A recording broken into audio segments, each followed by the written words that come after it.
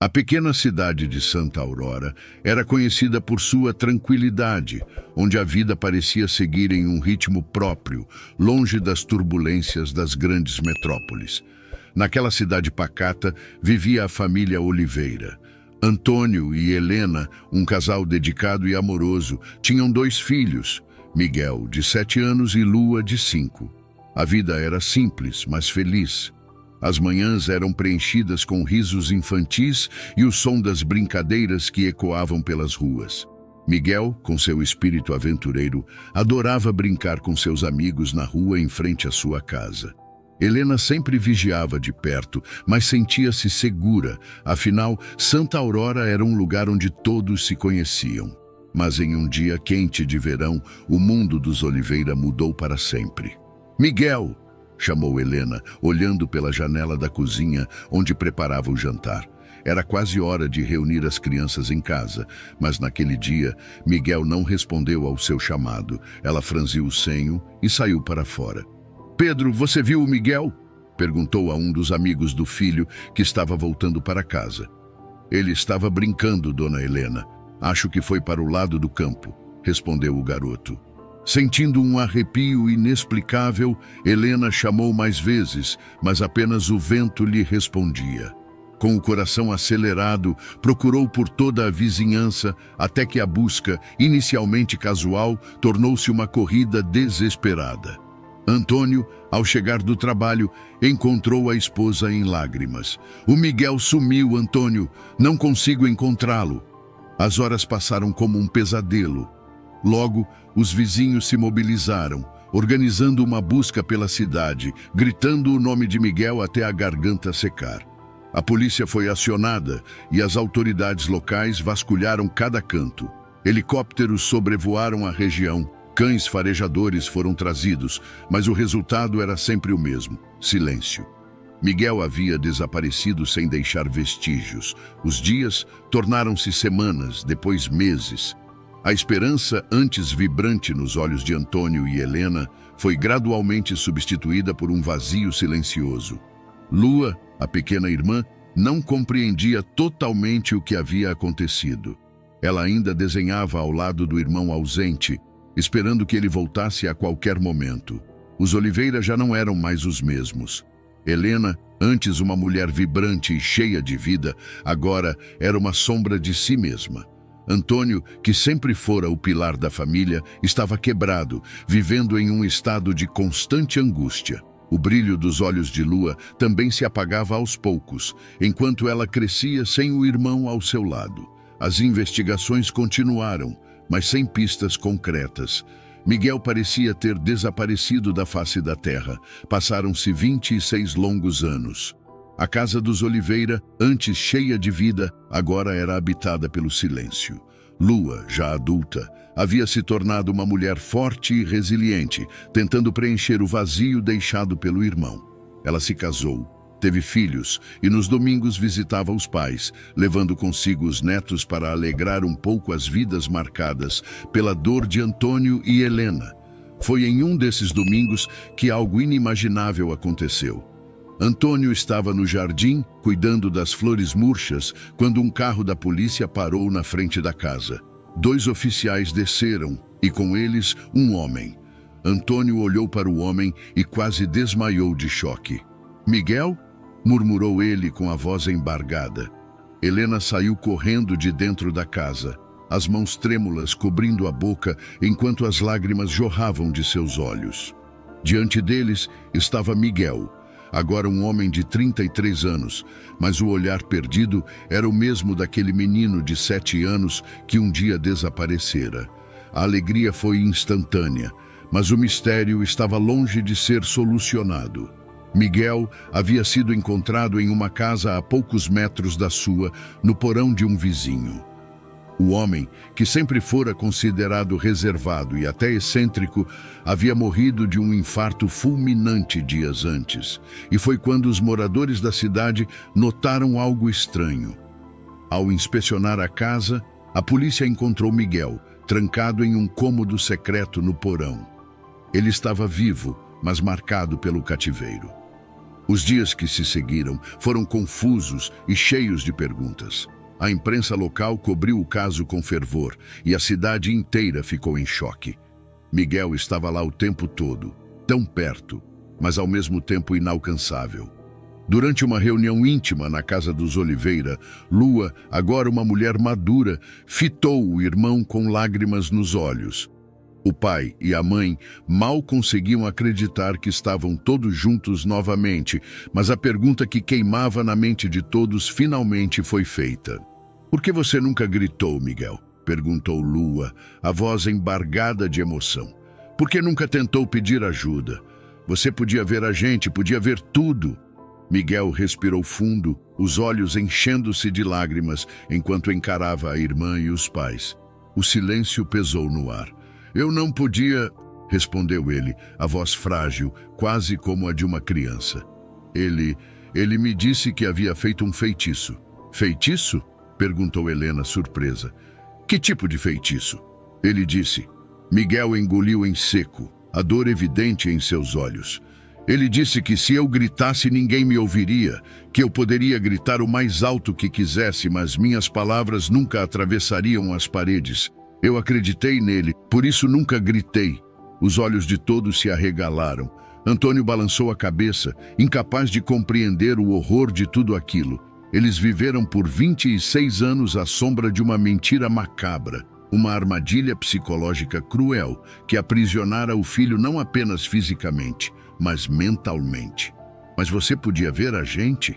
insistiu Lua, incrédula. Miguel assentiu. "Eu vi você crescer, se tornar essa mulher forte. Vi mamãe envelhecer. Vi seus filhos brincando no jardim. Vi tudo, mas eu estava preso, sem poder fazer nada." Sua voz quebrou e ele cobriu o rosto com as mãos, deixando-se levar pelas lágrimas. Miguel foi libertado naquele dia fatídico, não pelas mãos de algum herói, mas pela morte súbita de seu sequestrador. O homem morreu de um infarto fulminante, deixando para trás a chave de sua prisão. Mas o verdadeiro cárcere de Miguel foi o medo e a manipulação mental. O caso gerou uma onda de horror e empatia em Santa Aurora. Todos se perguntavam como Miguel, estando tão perto, nunca tentou fugir. Mas a verdade era simples e ao mesmo tempo perturbadora. O sequestrador o havia convencido de que gritar era inútil, uma mentira que Miguel aceitou como verdade absoluta. Ele viveu em silêncio, sem esperança, por longos 26 anos. Esta história nos ensina uma lição dolorosa, mas profunda: o poder da mente humana. Miguel não estava preso apenas fisicamente, mas psicologicamente. Ele acreditou no que seu captor disse, e essa crença o impediu de lutar pela própria liberdade. Muitas vezes na vida, somos limitados pelas mentiras que acreditamos, pelas barreiras que, embora invisíveis, nos aprisionam. Se Miguel tivesse duvidado, gritado, questionado, talvez sua história tivesse sido diferente. O que aprendemos aqui é que, por mais sombria que uma situação pareça, nunca devemos aceitar o que nos dizem sem questionar. As palavras podem ser prisões, mas também podem ser a chave para a liberdade. A história de Miguel nos leva a refletir sobre como, muitas vezes, a mente humana pode ser aprisionada por mentiras e medos, e essa reflexão encontra eco nas Escrituras. A Bíblia nos fala repetidamente sobre o poder da verdade e da libertação que ela traz. Em João, Jesus disse: "E conhecerão a verdade, e a verdade os libertará." Este versículo nos lembra que a verdade é a chave para romper as correntes que nos prendem, sejam elas físicas ou espirituais. Miguel viveu anos preso não apenas em um porão, mas também em uma prisão mental construída por seu sequestrador. A crença de que não poderia ser ouvido, de que suas palavras não teriam efeito, tornou-se sua realidade. Quantas vezes em nossas vidas não somos também prisioneiros de crenças erradas ou medos infundados? Satanás, o inimigo de nossas almas, é chamado de pai da mentira. E ele constantemente tenta nos fazer acreditar em mentiras sobre nós mesmos, sobre Deus e sobre as circunstâncias ao nosso redor. Miguel, assim como muitos de nós, acreditou em uma mentira que o impediu de experimentar a liberdade. Essa mentira o isolou da ajuda, o fez viver à margem da vida que ele poderia ter vivido. Da mesma forma, muitas vezes nos deixamos levar por pensamentos como: não sou bom o suficiente, nunca vou superar isso, Deus não me ouve, ou não há esperança para mim. Esses pensamentos, alimentados pelo medo e pela dúvida, podem nos manter cativos. No entanto, a Bíblia nos ensina que Jesus veio para nos libertar de todo tipo de cativeiro, seja ele físico, emocional ou espiritual. Jesus diz: o Espírito do Senhor está sobre mim, porque Ele me ungiu para pregar boas novas aos pobres. Ele me enviou para proclamar liberdade aos presos e recuperação da vista aos cegos, para libertar os oprimidos e proclamar o ano da graça do Senhor. Jesus se apresenta como aquele que liberta os cativos, que abre os olhos dos cegos e oferece uma nova vida. O caso de Miguel é uma representação do que acontece com muitos de nós espiritualmente. Ficamos cativos por anos, sem perceber que a liberdade está ao nosso alcance se apenas acreditarmos na verdade. Em vez de confiar nas mentiras que nos prendem, precisamos voltar nossos corações e mentes para Deus, que nos diz que podemos clamar por ajuda, que Ele nos ouve e que nos ama. Em Salmos lemos: os justos clamam, o Senhor os ouve e os livra de todas as suas angústias. Diferente do que Miguel acreditava, não estamos sozinhos.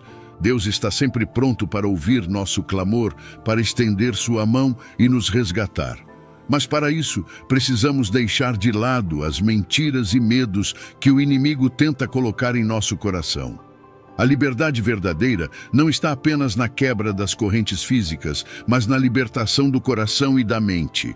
Precisamos renovar nossos pensamentos com a verdade da palavra de Deus, como Paulo nos instrui.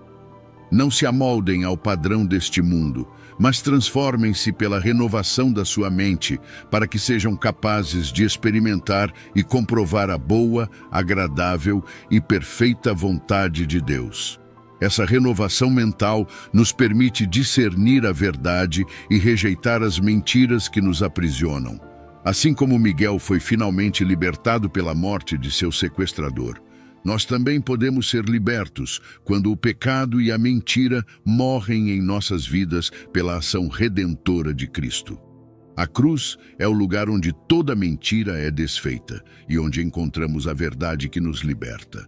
Em Cristo podemos clamar sem medo, sabendo que Ele nos ouve e que sua verdade tem o poder de nos libertar. Não importa quão profunda seja a prisão em que nos encontramos.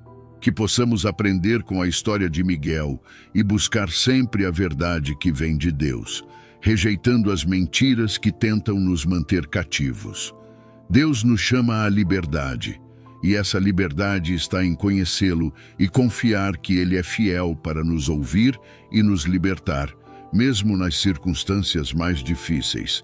Como o Salmo 40 nos lembra: esperei com paciência no Senhor, e Ele se inclinou para mim e ouviu o meu clamor.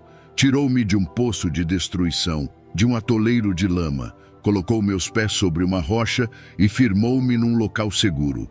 Que possamos confiar que, ao clamar ao Senhor, Ele nos ouvirá e nos tirará de todo poço, por mais profundo que seja. Chegamos ao fim de mais um vídeo, pessoal. Muito obrigado por assistirem até aqui. Se você gostou, não se esqueça de deixar o like, se inscrever no canal e ativar o sininho para não perder os próximos conteúdos. Compartilhe esse vídeo com quem você acha que pode se inspirar também, porque juntos podemos levar essa mensagem ainda mais longe. Fiquem à vontade para deixar seus comentários aqui embaixo. Eu adoro ler e responder todos. Nos vemos no próximo vídeo. Até lá, fiquem com Deus, cuidem-se. Eu fico por aqui com o coração cheio de gratidão. Até mais!